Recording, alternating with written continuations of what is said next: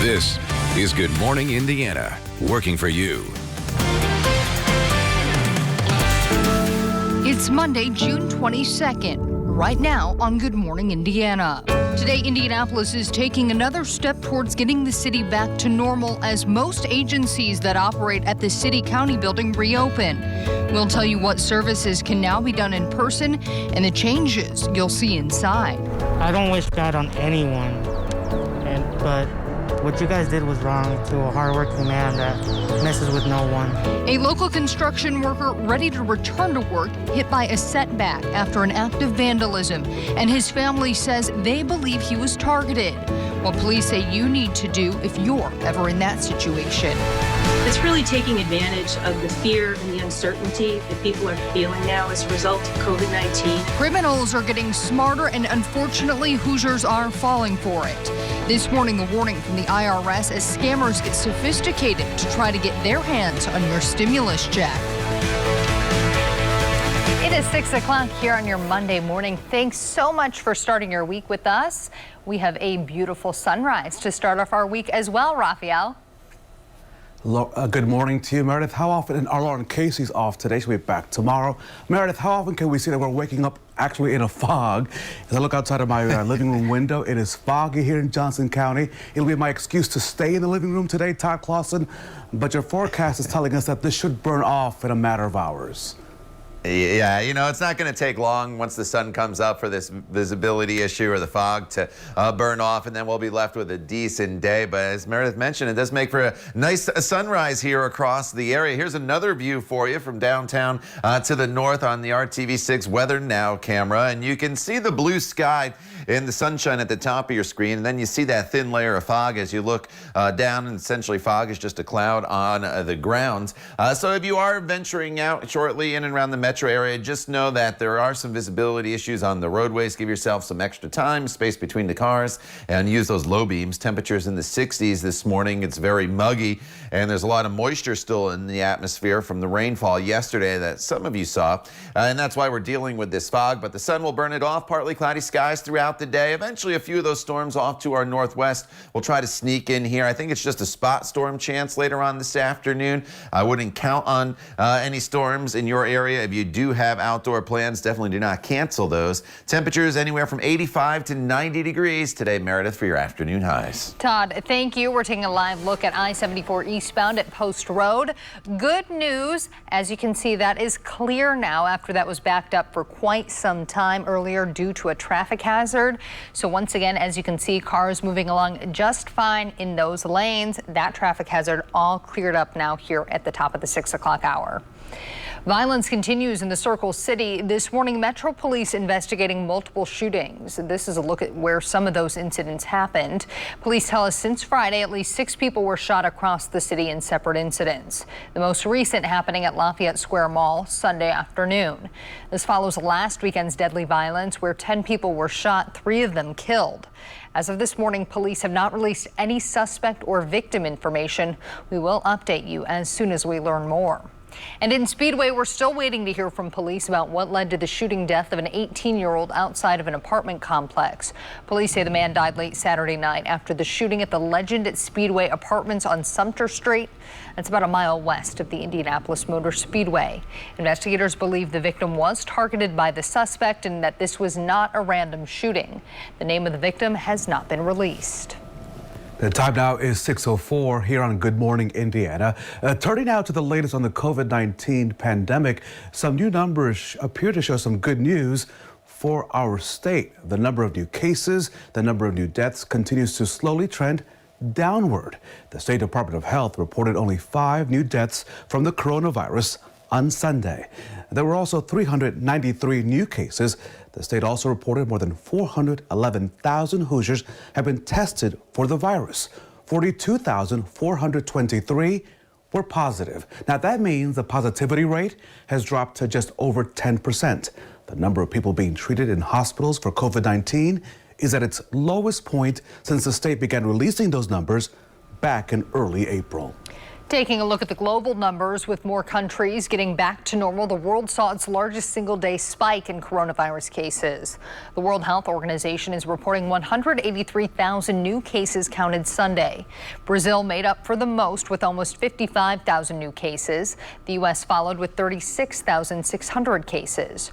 More than two-thirds of virus deaths reported Sunday were in the Americas. Health officials say more widespread testing may have also contributed to the numbers.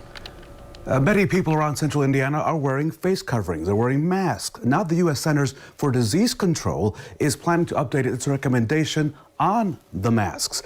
Researchers with the agency have been conducting a scientific review about the mask during the coronavirus pandemic.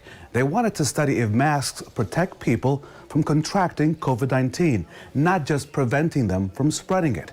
One recommendation says people should wear masks when they leave their home. The other recommends people wear a mask if they cannot properly social distance. The new guidance is expected soon. Just under 11,000 of Indiana's COVID-19 cases have been reported in Marion County, which is why it's been a bit behind in reopening. But today, the city-county government will continue to reopen, allowing you to access more agencies. Our Alyssa Donovan is live this morning with what you need to know. Alyssa, good morning.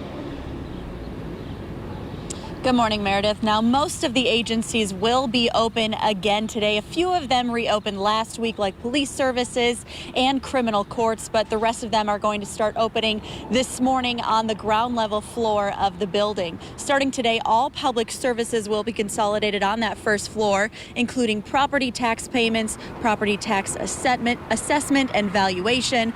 This is to help to continue adhering to social distancing guidelines, why they're all going to be consolidated on the first floor of the building. The county assessor, recorder, and other county services will also be opening today. However, juvenile, civil, and traffic courts, those will continue to operate remotely. If you are attending court, you want to check your case online to be sure it has not been delayed or is being held remotely. Now, everyone that is entering the city-county building today is going to be asked to wear a face mask. If you don't have one yourself, they will be provided paper masks at the front doors of the buildings as you enter. And as you come into the building, you're going to want to check that website, the IndyGov website, to check which door you should come in based on the agency you're coming to see. You should also check if you should schedule an appointment.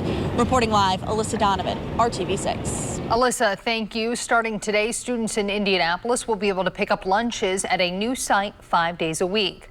IPS will be giving out free prepackaged lunches at the Hawville Public Library Monday through Friday from 11:30 a.m. until noon. The meals are available to any student 18 or younger, including those who don't attend IPS schools. This will be the only site giving out meals 5 days a week. Breakfast and lunch meals are given out on Mondays and Wednesdays at other locations. We have a list of those at our website, theindychannel.com. New this morning, a local construction worker was ready to return to work as the job outlook improves in Indianapolis.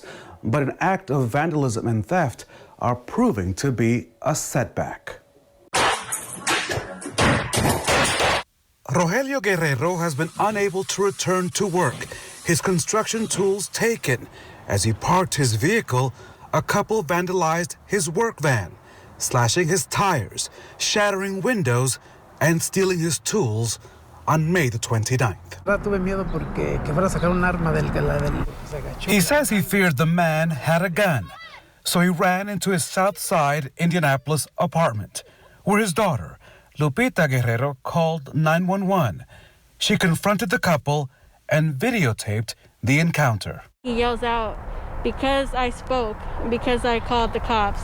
He said he was gonna come back. I feel like we all should, open up, say what's happening and see if we can help if it's needed. Because there was people around not doing nothing and they were just watching.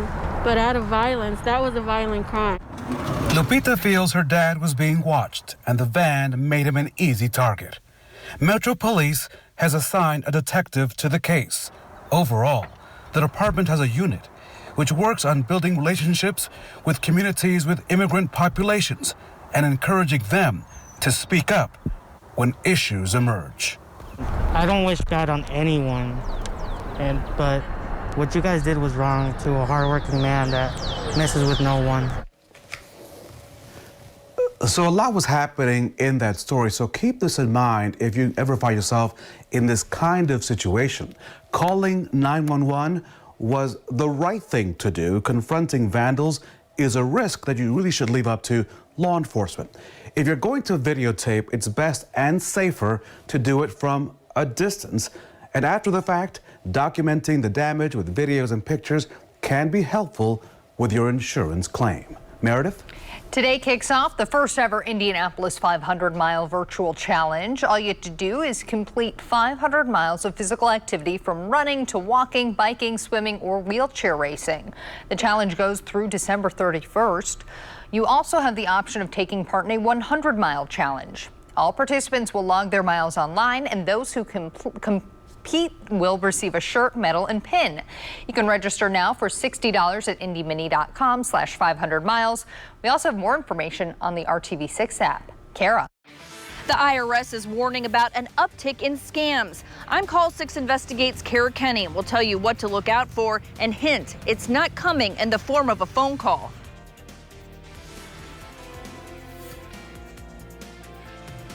All right, we're dealing with some patchy fog here across central Indiana this morning. The good news is this fog is going to burn off pretty quickly, and we'll be left with a decent day. It's another warm and muggy day, but we do have some changes that are heading our way that I think you're going to like. We'll talk more about it when Good Morning Indiana continues right here on RTV6.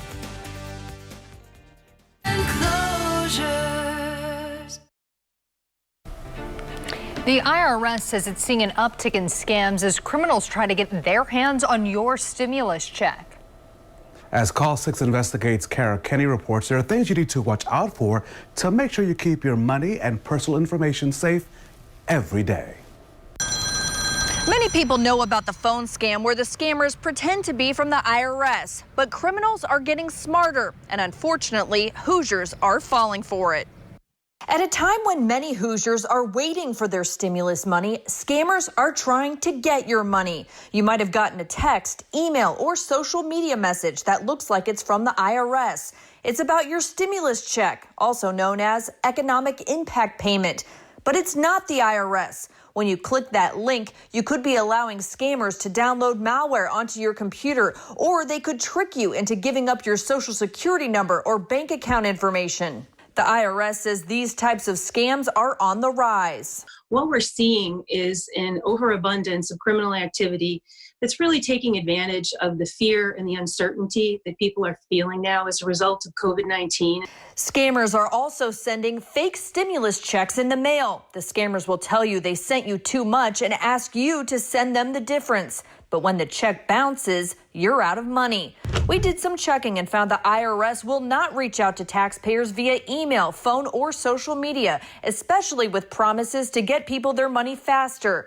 IRS communications will come via snail mail. The IRS wants you to report these scams so they can investigate. We are committed to finding them regardless of where they are. We have partnerships with domestic investigative agencies and overseas law enforcement as well. So there's really no place for them to hide anymore. If you're not sure about a phone call or email, hang up or delete the message and call the IRS directly at 1-800-919-9835. They recently added 3,500 phone operators to help answer your questions. We trace the money, we find the perpetrators, and we bring them to justice. If you've been a victim of one of these scams, you can report it to the National Center for Disaster Fraud Hotline at 1-866-720-5721. We've also included links on how you can report it in this story on our website, WRTV.com, and the RTV6 app. Reporting in Indianapolis, Kara Kenny, RTV6. All right, thank you there, Kara. Certainly good tips, and make sure you pay attention all right outside this morning as you take to the roadways if you do have to. Just know that there's a little bit of patchy fog out there in and around the metro area, but now that the sun is officially come up, sunrise just happened, we should burn this fog off pretty quickly. So I don't think it's a huge issue for us this morning, but just know that it will be out there as we work our way throughout the course of the morning hours. And here are those visibility numbers numbers, and you can see they've been improving. If you've been with us here throughout the morning hours, it was next to nothing in Indianapolis, and that thicker fog has since moved up into the Fishers area, Carmel up towards Cicero as well, where the visibility is really, really low. Cloverdale, 0.6 of a mile. But again, the fog should be a non-issue in just about an hour or so. We're in the 60s right now. It's a very muggy morning for us as well, if you haven't stepped out the door yet. 66 in Bloomington as well as Greenfield and Richmond. 63 is the current temperature as you make your way into the Tipton area. We're going back into the mid to upper 80s later on this afternoon. It's going to be a warm day for us, and you'll notice a little more in the way of cloud cover as we get into the afternoon hours, and then there will be the chance of maybe an isolated thunderstorm this afternoon or this evening. They should all be very, very spotty this afternoon and evening, so don't have to cancel any plans, but just know that there will be likely a few out there. The showers and rain from yesterday is now off to the east, pushing through Ohio, but you can see back off to our west, this is where we find the cold front that is going to come through, and once that front's through by midday tomorrow, we're going to enter a really nice stretch of weather for the middle half of the week. So we'll get some spotty showers in. That's 5:30 on TrueCast, and you can see them speckled across central Indiana. No severe threat in the forecast for the day today. And then overnight tonight, we actually have the potential maybe for some heavier downpours here and there, and maybe a little bit of lightning in some of these storms. But again, we're not expecting any severe weather overnight. Some showers linger into tomorrow morning before they move out, and by the afternoon hours, we're dealing with partly cloudy skies and a new air mass that'll be starting to work its way into the area. So tomorrow's a day and that'll become more comfortable. The rain chances, we'll just call it slight today, and then for the morning hours tomorrow. And then Wednesday and Thursday, we have a beautiful stretch of weather for us. And there's the breakdown for your Tuesday forecast. Highs right around 80 degrees, becoming brighter as the day goes on. Wednesday and Thursday, the two best weather days of the week. The humidity is low, the temperatures are very comfortable, and we have plenty of sunshine. You can give the air conditioners a little bit of a break, including during the overnight hours, and then we'll start to build back in the heat and humidity as we work our way into the weekend, the last weekend in June. Hard to believe. It will feature some scattered storms, but definitely not a washout, so do not cancel any outdoor plans. Meredith? Todd, thank you. We're taking a live look right now at I-70 at German Church Road. The right lane is closed due to a crash. INDOT expects delays to last for the next 45 minutes or so. So if you're headed in this direction, just be aware of that. We have seen a number of crashes and traffic hazards this morning, possibly due to that fog out there. So just take your time and be careful as you are headed out the door. Breaking news from the world of NASCAR after a noose was found in a driver's garage. This happened last night at Talladega Superspeedway in the stall of Bubba Wallace, the circuit's top black driver. And Meredith, that disturbing image appearing weeks after Wallace had called on the sport to get rid of the Confederate flag at all of its events. ABC's Alex Prochet has more this morning. Overnight, outrage after NASCAR says a noose was found in the garage of Bubba Wallace, the only black driver who races full-time in NASCAR's Top Cup Series. Whomever that is, I hope that you are so ashamed of yourself. NASCAR saying the noose was found in Wallace's garage stall at Talladega Superspeedway in Alabama Sunday night, adding in a statement, "We are angry and outraged and cannot state strongly enough how seriously we take this heinous act. We have launched an immediate investigation." Wallace writing in a statement overnight that the despicable acts of racism and hatred leaves me incredibly saddened and serves as a painful reminder how much further we have to go. ESPN's Marty Smith expressing his outrage. This sport is in a progressive mode. This sport is in a moment where this crap, this despicable crap, is not only not acceptable, but there's just no place for it. The race, NASCAR's first with fans since the pandemic erupted, and nearly 2 weeks after NASCAR banned the Confederate flag from its events. But supporters of the symbol still waved the flag outside the superspeedway on Sunday, and a plane flew over the track towing a Confederate flag. Wallace, who's been outspoken about racial injustice in the wake of George Floyd's killing, said this last weekend. I'm standing up with my peers and with my following, my platform, to stand up for what's right and to create change. Wallace added in response to that news, quote, "This will not break me. I will not give in, nor will I back down. I will continue to proudly stand for what I believe." Alex Prochet, ABC News, Washington. A father-daughter duo in Kentucky on a mission to bring hope and joy one smile at a time. Coming up, how a simple photo and idea turned into a movement. As we take a live look outside, the fog is breaking up just a bit, but it's still visible out there. Todd's forecast is coming up.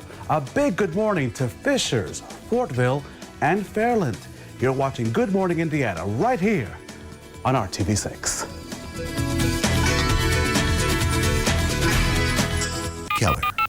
Keller and Keller.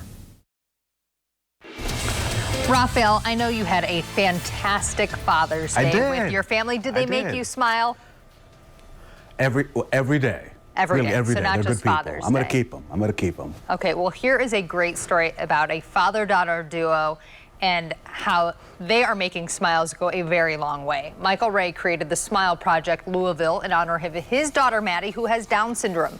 He said he wanted to share Maddie's contagious smile with others in hopes of spreading joy throughout the community.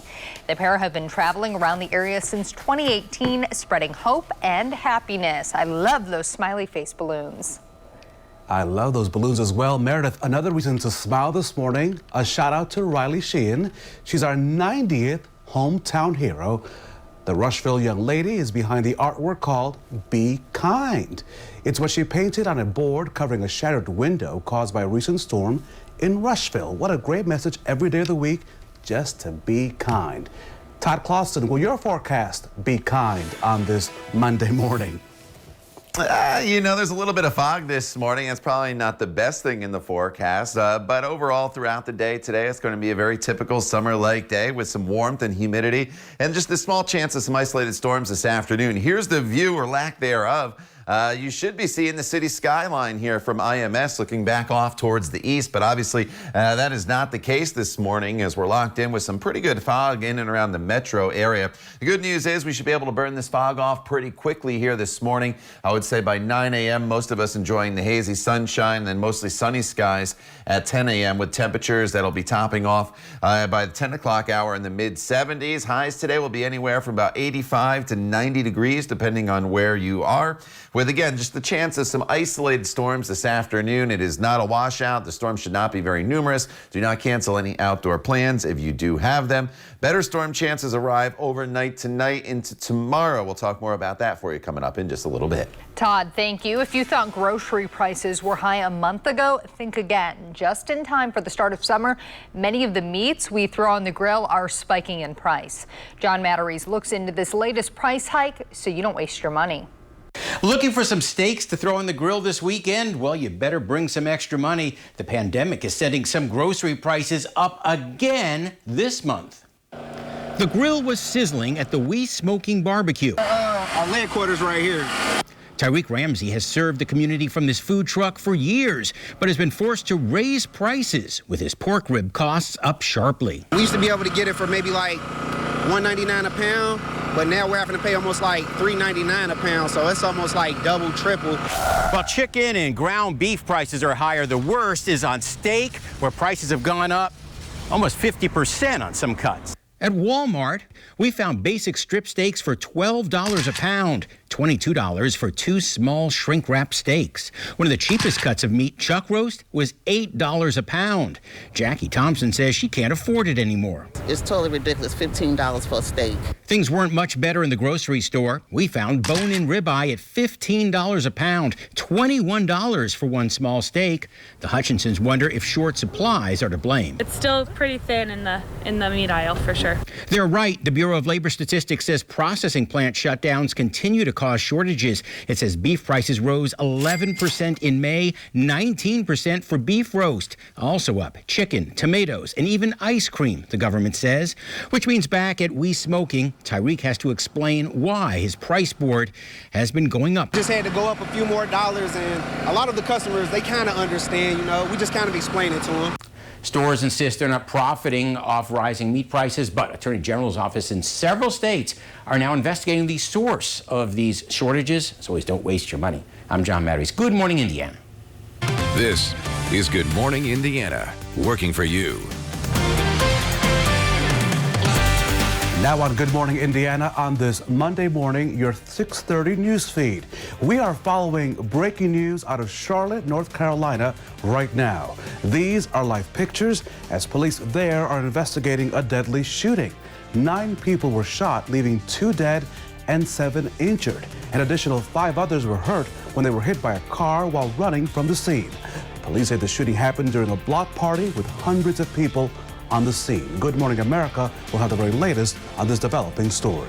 Here in the Circle City, violence continues. This morning, Metro Police investigating multiple shootings.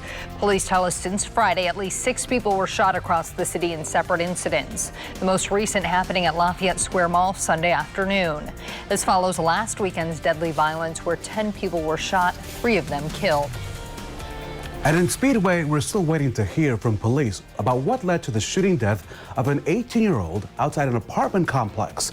Police say the man died late Saturday night after the shooting at the Legend at Speedway Apartments that's on Sumter Street. That's about a mile west of the Indianapolis Motor Speedway. Investigators believe the victim was targeted by the suspect and that this was not a random shooting. Starting today, students in Indianapolis will be able to pick up lunches at a new site 5 days a week. IPS will be giving out free prepackaged lunches at the Hawville Public Library Monday through Friday from 11:30 a.m. until noon. The meals are available to any student 18 or younger, including those who do not attend IPS schools. This will be the only site giving out meals 5 days a week. Well, we hope you are enjoying a delicious breakfast this morning here at 6:30 as you tune in to Good Morning Indiana.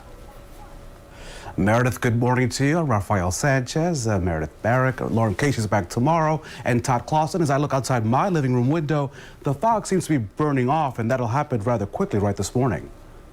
Yeah, now that the sun's up, this fog shouldn't be too much of an issue going forward in the forecast. It's improved in your area in Johnson County. We'll take you a little further to the south into Bloomington with the RTV6 Weather Now camera. And you can see in Bloomington, visibility not too much of an issue, but a little bit of cloud cover is lingering down there. Bloomington, one of the areas that saw some decent rainfall yesterday. But here is the visibility map for you.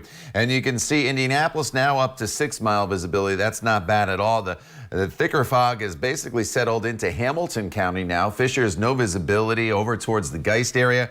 Also some pretty dense fog and those brighter shades of white. But once you get to Newcastle, visibility not as much of an issue. So just give yourself a little bit of extra time on the roadways here this morning. Temperatures are in the mid-60s currently. It's going to be a warm and muggy day for us. As you notice, the skies are starting to clear across the area. The sun will burn off the lower clouds or that fog, and we'll be left with a decent day until those storms off to our west will start to head in our direction. I think it's probably just a spotty storm here throughout the day today, about a 40% chance. Better storm chances actually overnight tonight into tomorrow morning. More on that, Meredith, coming up in just a few minutes. Todd, thank you. We are checking back in at I-70 at German Church Road. Earlier when we checked in on this area, there was a crash that has since been cleared out of the way. Traffic is moving up to speed. Once again, it is foggy out there, so just take your time and be careful. Another big step forward in Indianapolis as more services are reopening today, including the City County building in Indianapolis. Our Alyssa Donovan is live this morning. And Alyssa, there are some things people need to know before they head down to downtown if they are visiting the City County building. That's right. And one of those things is anyone coming into the City County building today and moving forward is going to be required to wear some type of face mask covering. Now, if you don't have one and you come to the city building, that's okay. They're going to be providing them at the entrances when you come inside as well. They'll be providing those paper masks. Now, today, lots of those public services are going to be open to the public. The public will be allowed inside to visit certain agencies. That includes anything dealing with property tax payments, property tax assessment and valuations, and other property services. The county assessor's office and recorder's office will also reopen today. The services will be consolidated on the first floor of the building. That will help maintain social distancing guidelines. Police services and criminal courts opened last week, and those are currently operating as well.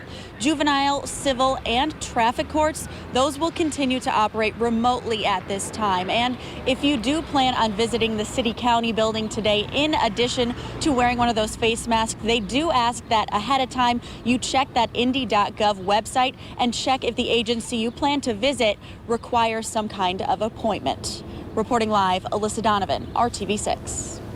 The time now is 6:35 here on Good Morning Indiana, and meanwhile around the country, cities and states, they continue to reopen slowly. Today, New York City, once the epicenter of the coronavirus pandemic, will enter its second stage of reopening. And here are the details as the Big Apple reopens. Elsewhere in the country, more doctors, though, are sounding the alarm. At least 11 states set record highs in cases over the weekend, with hospitalizations up in 17 states. The former head of the Food and Drug Administration warning that Arizona, Texas, and Florida could see exponential growth this week. The challenge with exponential growth is everything looks okay until suddenly it doesn't. And so this is something that has to be a concern of everyone that's been watching this. This morning, the White House says they are making preparations for a potential spike later this year. This morning, we're still waiting for details surrounding a shooting at Lafayette Square Mall that left one person hurt. Metro Police tell us the shooting happened around 1:45 Sunday afternoon outside the mall's main entrance on the west side of the building. Several cars in the parking lot were also hit with bullets. Officers tell us the person injured was in serious condition when they were taken to the hospital. And this morning, a man faces a charge of child neglect after his 4-year-old son accidentally shot himself. Metro Police say this happened around 7:30 Saturday night at an apartment complex on East 21st Street near Arlington Avenue. They say the boy shot himself with an unsecured gun inside an apartment. Police say the child was awake and breathing when he was taken to the hospital. This morning, a young girl is fighting for her life after being pulled from a creek in Park County. State conservation officers say that this incident happened around 1:30 Sunday afternoon on the Big Raccoon Creek near Mansfield's Covered Bridge. First responders say the girl was airlifted to Clay County Hospital in critical condition. Last week, 7 people drowned in Indiana's waterways. RTV6 is getting answers for concerned neighbors after police say a driver accused of street racing caused a deadly crash. It happened last month on 38th Street near Washington in the Meridian Kessler neighborhood. Witnesses report seeing cars weaving in and out of traffic. Police say one of the drivers lost control and smashed into a car, killing a 35-year-old man. Amy McMullen heard the crash happen, and she says dangerous driving is common in the neighborhood. When that accident happened, you could feel it. Like the skidding of the car was like nothing. I've heard cars skid before, but that was really something. It happens more than, it's not the first time. It's my own children that are on the roads. How do you know you're not next? We took these concerns to IMPD. Representatives tell us police can file complaints online at Indy.gov. Sometimes police will add extra patrols based on the complaints they receive and have officers who work on that beat focus on specific areas. The state lawmakers taking action after a Call 6 investigation. What they're now doing to help track coronavirus cases in Indiana nursing homes. And combining 2 movements into one, the rally downtown over the weekend bringing together Black Lives Matter and Pride Month. It's 6:38. We'll be right back. Easy, even Petey can do it. State lawmakers are taking action in response to a Call 6 investigation. Since mid-April, Call 6 Investigates has been find out where the COVID-19 outbreaks happened in nursing homes and where people have died at long-term care facilities. Now a group of lawmakers is joining the battle. Senators Gene Breaux, Eddie Melton, and Frank Mervyn wrote a letter to the governor calling on the state to collect and make data public. They credited our reporting for having an impact. For you to have taken this up in your articles and continuing articles, I think it's excellent. It's wonderful. And it certainly then helps me when I send letters out because I know that I'm not the only one doing it and that there are others coming from different places besides just me. The governor has not responded to the letter. We also reached out to Republican members of the House and Senate health committees and are still waiting to hear back. The protests that have taken place in central Indiana on a daily basis over the past 3 weeks, well, they continued well into the weekend. One demonstration brought together the Black Lives Movement with people observing Pride Month. Saturday's event on Meridian Street focused on violence impacting the Black LGBTQ community. They want to make sure their concerns are heard in the midst of the new nationwide focus on racism. As we're talking about Black lives, that we're acknowledging and recognize our trans community that has suffered over and over again prior to this year. So I just want to make sure that with the people. At the event, there was a spot on site for people to register to vote. All of the money raised will benefit Indiana Pride of Color and Indiana Youth Group. The Indiana Supreme Court could soon take a look at the state's birth record laws, the impact that could have on same-sex couples in the Hoosier State. And you'll want to take a close look at your medicine cabinet this morning, the important recall impacting children's cough medicine. Todd. And Meredith, we're starting off with a little bit of patchy fog on this Monday morning with temperatures that are currently sitting in the 60s across the area. The good news is we'll burn the fog off, and these temperatures, they'll be climbing up into the 80s once again this afternoon. We'll talk about that and our chance of rain going forward in this forecast. It's all coming up when Good Morning Indiana continues right here on RTV6. Some people run in the best circles.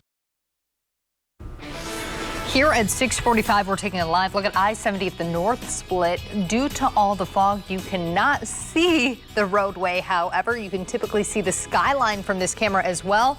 No sign of that. So this just goes to show how dense that fog is here in the metro area. Just be careful of that and aware of that as you head out the door this morning. This morning, the state attorney general's office is asking the Supreme Court to review a ruling challenging the state's birth records law. In January, the U.S. Circuit Court of Appeals ruled same-sex couples should have the same rights as other couples to be named as parents on birth certificates. Currently, same-sex couples in Indiana have to go through the adoption process. The state's petition says the lower courts misinterpreted the intent of the law surrounding paternity and parental rights. A young boy who became a worldwide story back in 1999 is now set to be a father. You likely remember this picture of Elian Gonzalez, the Cuban boy whose custody case sparked diplomatic tensions between the United States and Cuba. Gonzalez was found clinging to an inner tube off the coast of Florida after his mother and 9 others drowned trying to make it to the U.S. Elian went to live with relatives in Miami until Cuban leaders demanded his return to his father in Cuba. Gonzalez is now 26 years old and just announced on Father's Day that he is set to become a father himself. It was a busy weekend for crews in North Carolina as they worked to remove a statue of a Confederate soldier from the grounds of the state capitol. The state's governor ordered the removal of the monument dedicated to the women of the Confederacy and the statue of Soldier Henry Lawson for public safety. The governor's order comes after demonstrators grabbed ropes and pulled down 2 Confederate statues Friday night, then dragged them through downtown Raleigh streets. And a statue of the country's 26th president is coming down in New York City.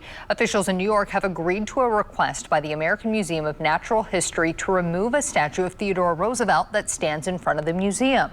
The statue depicts Roosevelt riding a horse as a Native American man and an African warrior walk alongside him. Museum officials asked for the removal because they felt it depicted Black and Indigenous people as racially inferior. The time now is 6:48, and we have a consumer alert for you, especially if you have children at home. Please this morning check your medicine cabinet. This is a very key piece of information for you. 2 popular children's cough medicines, Robitussin and Dimetapp, are voluntarily being recalled. The specific products are children's Robitussin honey cough and chest congestion DM and children's Dimetapp cold and cough. The manufacturer says the recall is due to the potential overdose risks. The products were sold between February and the beginning of this month. Now, if you bought the medicine, visit fda.gov to check and see if it's included in the safety recall. The time now is 6:48. Time to check your forecast with Todd Clausen. And Todd, you are keeping an eye on the fog and potential storms maybe this afternoon. Yeah, you know, the fog is the issue this morning in spots, and it's kind of been fluctuating a little bit, Raphael, across the area where it's been the thickest. It started off on the south side of Indianapolis by the airport with virtually no visibility, and now the lower visibility is kind of sliding to the north. Here's a live look from downtown to the north, and you can see the buildings pretty close to downtown or closer to the Salesforce Tower, which is where our camera is atop. But off in the distance, you do notice that little layer of fog. You can kind of see it right here. And so we are still dealing with some visibility issues, and I'll show you the actual numbers. Anytime you're under 1 mile, that's when we start to run into some issues, and virtually no visibility in Fishers, only 0.3 of a mile in Kokomo, as well as Zionsville, these darker shades of white that extend over towards the Greenfield area and even into northern Shelby County. Those as well are areas where the visibility is reduced. So just give yourself some extra time here this morning if you do have to get out on the roadways, and just know as you cross the miles, you'll encounter changing conditions as far as those visibilities go. Mid-60s though for temperatures this morning. It's a muggy morning, and the fog will get burned off pretty quickly when the sun continues to get higher above the horizon. And here is the temperature trend for the day today. Basically hour by hour, we're near 80 by the noon hour, mid to upper 80s as we head into the afternoon. And so it's going to be a warm day. It's going to be uncomfortable, and we'll build in the chance of some storms as well. We're partly cloudy right now once we get rid of that fog, but the cold front is off to our west, and it's this cold front that'll have to work its way through the area during the day today and into the overnight hours. And it's a pretty slow moving front, so that's why some showers are going to be in the forecast all the way through about mid-morning tomorrow. It's just some spotty storms this afternoon and into the early evening hours. I wouldn't cancel any plans if you do have them. And then as we continue into the overnight hours, this is when the rain becomes a little more widespread. We need the rainfall. Some of you got over an inch yesterday. Most of you did not. We only had 0.03 of an inch at the airport in Indianapolis. And then by tomorrow morning, there could be a few lingering downpours. No severe weather is expected. That's the good news. And then finally, that front will push fully through the area by about the noon hour tomorrow. So tomorrow starts off with some rain and then decreasing clouds throughout the day as the humidity lowers, and eventually highs will be right around 80 degrees. Wednesday and Thursday, those are the days this week that look terrific weather-wise. Lower humidity, lots of sunshine, highs in the upper 70s to low 80s before the more humid and warmer air mass works back in for the weekend and the return of some scattered storms. Meredith? Todd, thank you. We're taking a live look at I-465 at Binford Boulevard right now. A better view from this traffic camera. You can actually see that everything is moving up to speed on the north side. No issues in that area. A piece of rock and roll history went on the auction block over the weekend. We'll show you the staggering price that this guitar just sold for. That and much more coming up right here on Good Morning, Indiana. The RTV6 app on your phone or streaming device. Welcome back to Good Morning Indiana. With more kids spending more time at home, ER doctors are seeing a new trend in childhood injuries. Trampolines, bikes, and scooters all became hot items when stay-at-home orders started. In a recent New York Times article, doctors say they're seeing some spikes in injuries from all of these activities, but especially trampolines. Here's the good news. Overall, without organized sports and school activities, doctors say child visits to the ER are actually down. And this morning we are paying tribute to another local service member who is sacrificing for our country. This morning we would like to say thank you to Damage Controlman 3rd Class Ethan Anderson from right here in Indianapolis. He is currently serving aboard the aircraft carrier USS Harry S. Truman. Last week the Truman returned to port in Norfolk, Virginia after 7 months at sea. So a big welcome back to land and hopefully welcome home soon to Ethan Anderson. So many Hoosiers serving just around not only the country, but around the world. We thank them for their service, not only today, but every day. So, Meredith, I looked at the script hoping to see your name because an iconic guitar used by Nirvana frontman Kurt Cobain has a new owner, but your name is not on the script. What happened? No, so I lost this auction, Raphael. The guitar used during the band's MTV Unplugged performance just sold for a staggering price. Oh, yeah. Come as you are, as you were, as I want you to be, as a friend, as I know Cobain used this 1959 Martin guitar for the performance just 5 months before his death. The guitar was recently put up for auction and just sold for more than $6 million. The Australian businessman who bought it says he plans to sell it after showing the guitar around the world, all in an effort to help artists. So, Meredith, you're gonna have to just settle for Kurt Cobain's music on your iPod. I know you came close. Yeah, to, you know, I bid about $5.5 million. That's what I had, you know, sitting around for just pop culture items that I'm looking to add to my collection. So, yeah, unfortunately lost out to that Australian businessman. Oh, so close. Oh, so close. Hey, Todd, how's it going in your basement? What is the weather like out there for all of us this Monday? You know, the basement's great. It's nice and cool. It's comfortable, not as comfortable outside. It's warm and muggy. Highs today in the upper 80s. A chance of some isolated storms. Great weather, though, by the middle of the week. All right, thanks, Todd. We are back in 25 minutes and throughout Good Morning America with news, weather, and traffic. We hope you have a great Monday.